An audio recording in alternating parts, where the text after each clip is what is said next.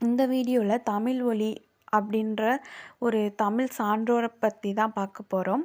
இவரோட இயற்பெயர் வந்து விசயரங்கம். சரிங்களா? வாங்க இவருடைய குறிப்புகள் ஃபஸ்ட்டு பார்த்துருவோம். பிறப்பு வந்து 21 செப்டம்பர் 1924 இப்போ கடலூர் மாவட்டத்தில் வந்து பிறந்திருக்காரு. இறப்பு வந்து 29 மார்ச் 1965. அகவை வந்து 41வது வயசில் வந்து தன்னுடைய உயிரை விட்டிருக்காரு. எங்கன்னா புதுச்சேரியில். தொழில் வந்து எழுத்தாளர், கவிஞர். மொழி வந்து தமிழ். கல்வி நிலையம் வந்து கரந்தை தமிழ் கல்லூரி. இது வந்து எதுக்கு அப்படின்னா பாரதிதாசனுடைய ரெக்கமெண்டேஷனில் அவர் சொன்னனால இவர் வந்து இந்த காலேஜில் சேர்ந்திருக்காரு. அதனால் வகை வந்து கவிதை, கதை, கட்டுரை, இலக்கிய திறனாய்வு, மேடை நாடகம், குழந்தை பாடல்கள் இதெல்லாம் வந்து இவர் இயற்றியிருக்காரு. கருப்பொருள் வந்து பொது உடைமை, திராவிடம், தலித்தியம். இது மட்டும் இல்லாமல் திராவிடர் கழகம், இந்திய பொது உடைமை கட்சி, தமிழ்நாடு முற்போக்கு எழுத்தாளர்கள் கவிஞர்கள் சங்கம் இதிலெல்லாம் வந்துட்டு இவர் இலக்கிய இயக்கங்கள் வந்துட்டு இருக்குது. அன்றைய தென்னார்காடு, இன்றைய வந்துட்டு கடலூர் மாவட்டம். குறிஞ்சிப்பாடிமை அடுத்த ஆடூர் அகரம் என்னும் சின்ன ஊரில் வந்து செங்கோனி அம்மாள் சின்னையா 2 பேருக்கும் மகனாக பிறக்கிறாரு.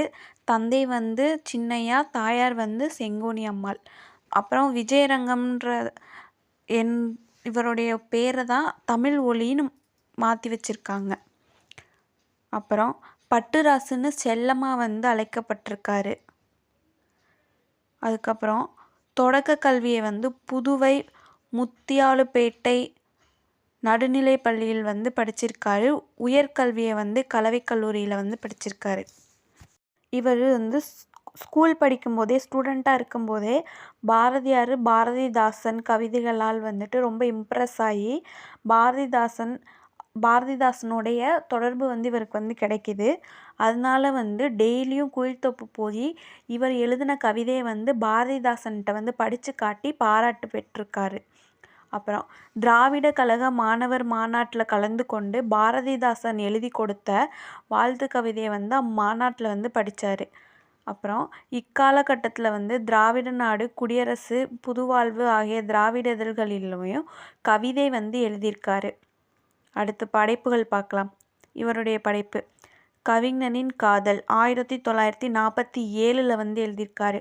1947 எனக்கு ஒரு இது வந்து ஞாபகம் வந்துச்சு. உங்களுக்கு என்ன ஞாபகம் வருதுன்னு சொல்லிட்டு கமெண்ட்டில் சொல்லுங்கள். அப்புறம் நிலை பெற்ற சிலை வந்து 1947 தான். வீராயி அப்படின்றதும் வந்து 1947 எழுதியிருக்காரு. அப்புறம் மேதின ரோசா, விதியோ வீணையோ 1961 எழுதியிருக்காரு. அப்புறம் கண்ணப்பன் கிளிகள் 1966.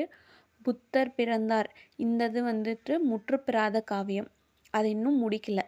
அப்புறம் கோசலகுமரி 1966. மாதவி காவியம் 1995. சிலப்பதிகாரம் காவியமா நாடகமா, திருக்குறளும் கடவுளும், தமிழர் சமுதாயம். அதுக்கப்புறம் வந்து இதழ்கள் பார்ப்போம். முன்னணி, புதுமை இலக்கியம், சாட்டை போன்ற இதழ்களில் பணியாற்றினார். சனயுகம் என்னும் திங்கள் இதழை தம் சொந்த முயற்சியால் நடத்தி மார்க்கிய கருத்துக்களை பரப்பினார். அடுத்து அறிஞர்களின் அரவணைப்பு. அறிஞர் மு. வரதராசன், எழுத்தாளர்கள் பூவண்ணன், விந்தன், ஜெயகாந்தன் போன்றோர் தமிழ் ஒலியை வந்து பாராட்டினார்.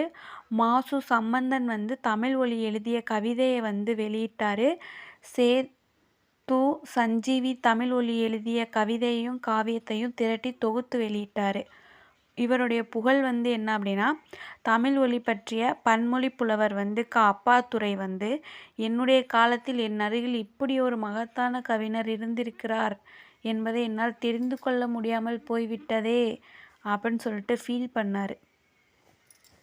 இந்த வீடியோவில் வந்து தமிழ் ஒலியை அவர் பற்றின விஷயங்கள் வந்து பார்த்தோம். இந்த வீடியோ உங்களுக்கு யூஸ்ஃபுல்லாக இருந்திருக்குன்னு சொல்லிட்டு நம்புகிறேன். நம்ம சேனலை சப்ஸ்கிரைப் பண்ணிவிட்டு நம்ம வீடியோஸை தொடர்ந்து பார்க்க ஆரம்பிங்க.